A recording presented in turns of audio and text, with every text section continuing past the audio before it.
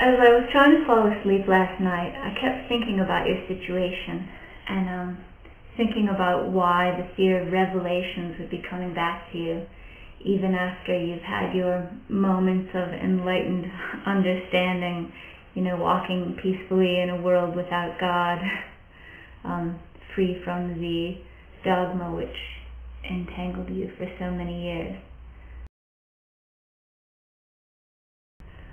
I wanted to reach out and calm your fears. I wanted to be able to show you how easy it is for me to live without those worries.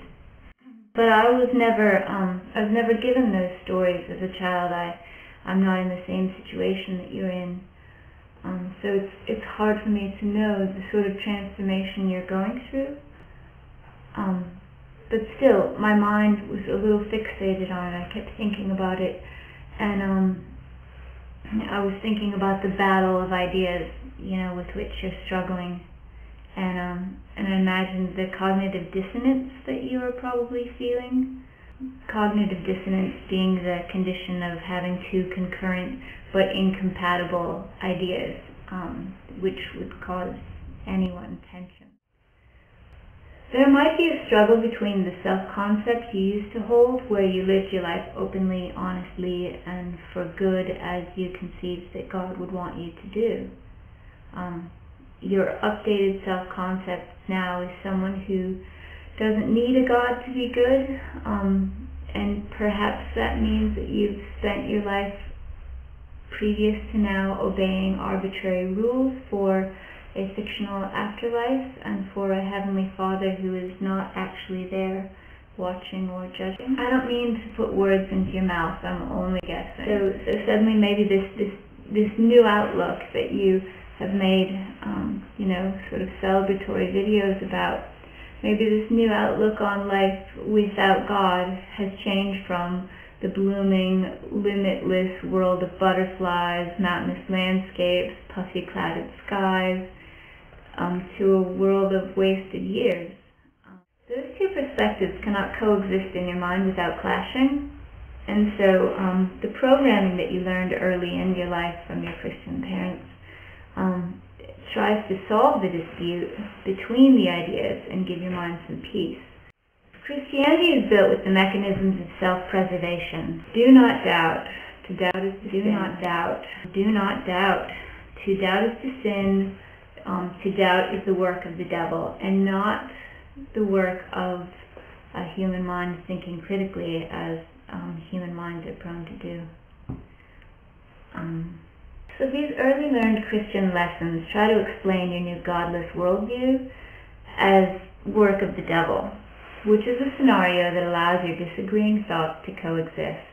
One thought is the work of the devil, and then your self-concept as God-fearing person who does good is preserved. Also, you may be battling with the view of your parents as right and loving, yet also people who raised you to believe something which you cannot now accept as true.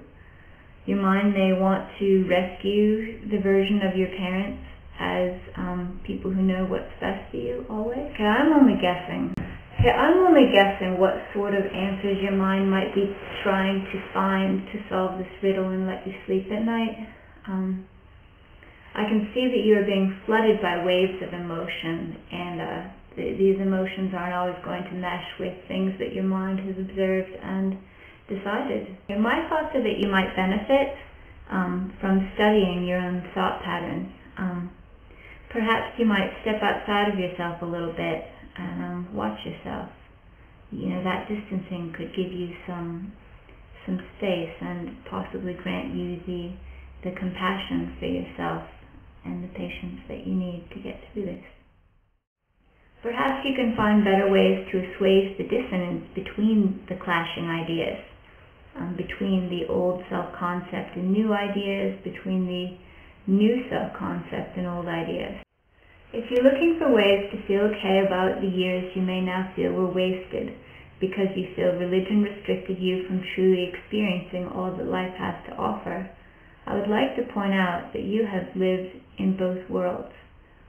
You've been a devout theist, and you've imagined a world with no God, no judgment, no meaning beyond the infinite splendor that is. The contrast which haunts you and makes you afraid when you are unsure is also what makes you aware of the boundless joy to be found in the freedom of being responsible to your own conscience, and knowing that your read on the world is honestly yours. You can tell the difference between right and wrong. You can feel what hurts and what helps.